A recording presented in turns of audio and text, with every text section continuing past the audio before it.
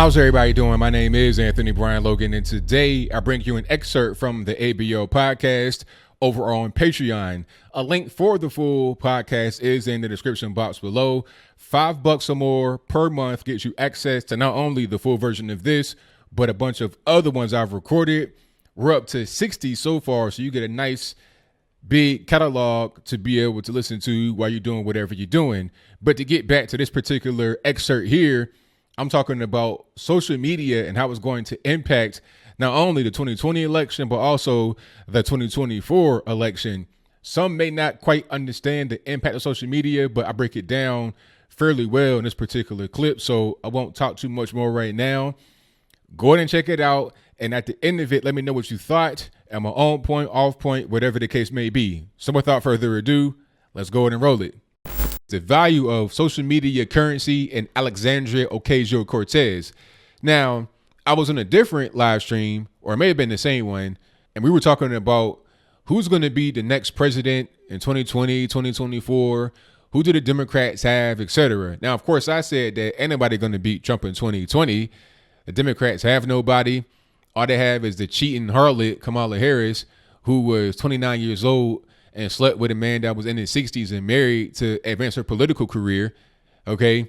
Cory Booker, who might be gay on the down low. Ain't nothing wrong with that. But some may not like the fact that you are in the closet and still hiding and not being proud of who you are. If that's the case, I don't know if it is or it isn't, but it could be.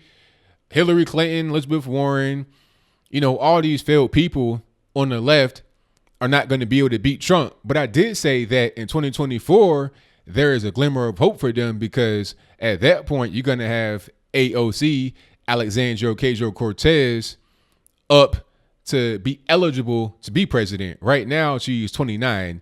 She'll be 30 this year, or 30. No, she'll be 30 this year, if I'm not mistaken, or 31. So by the time 2024 rolls around, she will have turned 35 right before the election day in October, late October.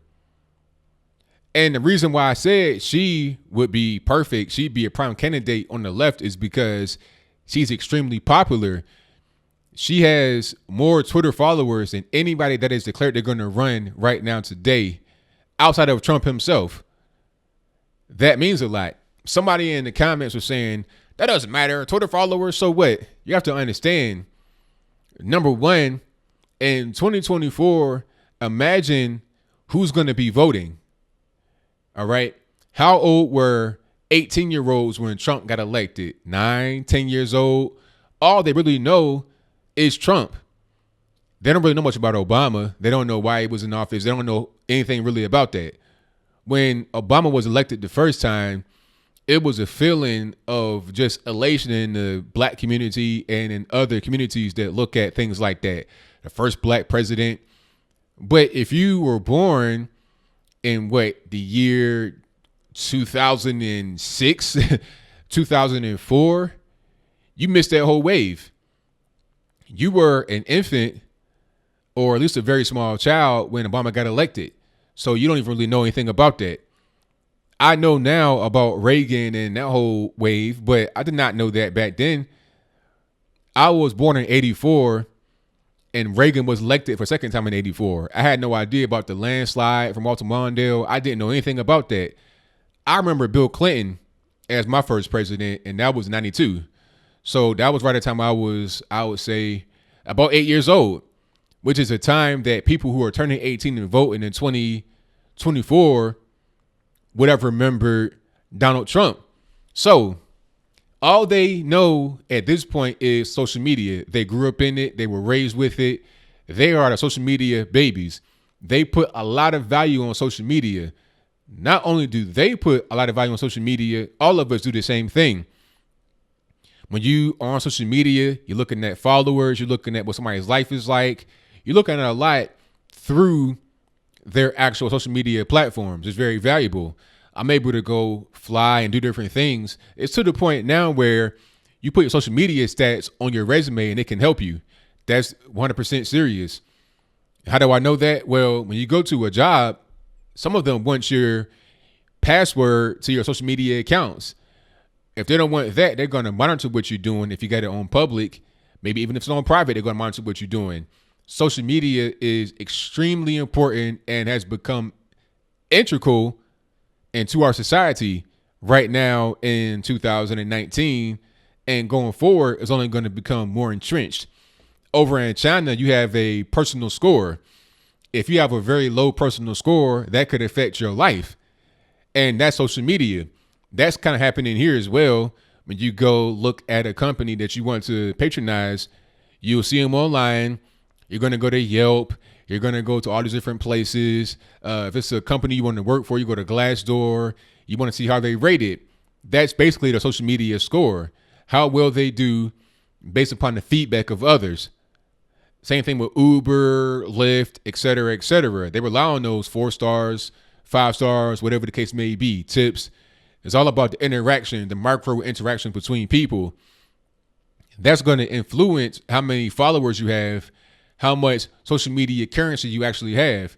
Is very valuable. So for AOC to have so many Twitter followers, I think it's like almost 3 million Twitter followers. That's very, very important. And that cannot be discounted. Also, what she does on Instagram, doing the Instagram lives, the dancing video, all that kind of stuff matters. The old school way of doing things, cold calling people, being on the campaign trail, that's all good and well, but those days are coming to an end. Everybody's on their smartphone. Everybody has one in their pocket. That's what everybody is on. So if you want to reach people, especially young people, you got to be right here. And AOC is right here. She's followed by almost 3 million people on Twitter alone.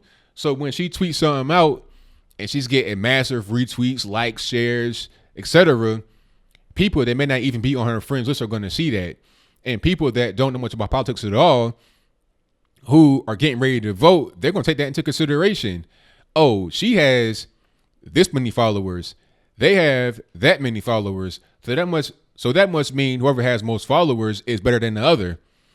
It may not necessarily be logical, but at a certain point, maybe it is, because we do that as regular normies.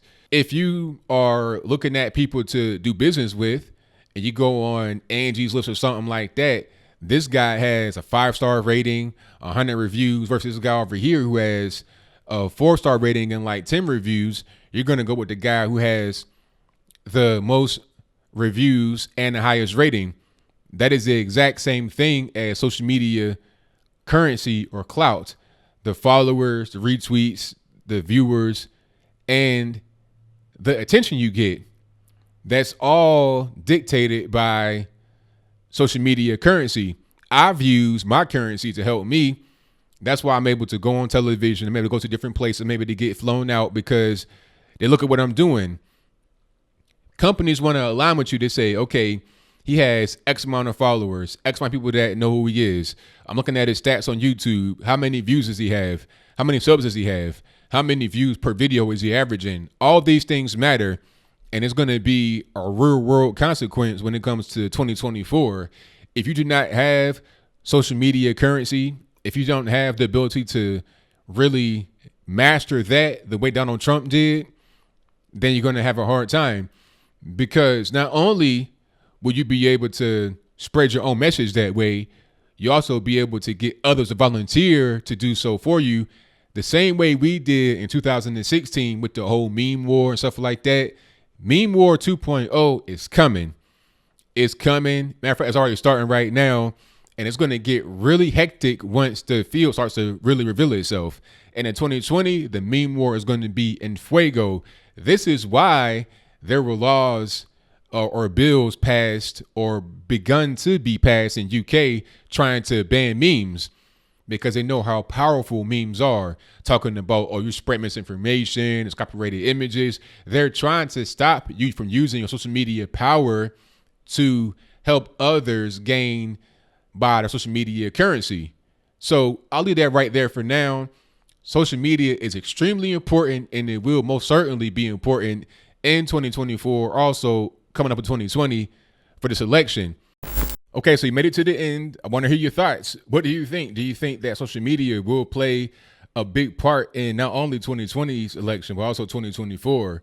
We're talking about Alexandria Ocasio-Cortez, Kamala Harris, I mean, is she somebody that you would see on Twitter and Instagram like that a lot? It's really important. How do you feel about where we're headed as a society? If you've seen the episode of Black Mirror where everything was based upon that score, are we going towards that? Is it a good thing, a bad thing? Am I reaching a little bit too much? Whatever your comments are, please let me know in the comments below. And that's all I got to say for this video. If you like what you heard, please comment, rate, share, and subscribe. Peace.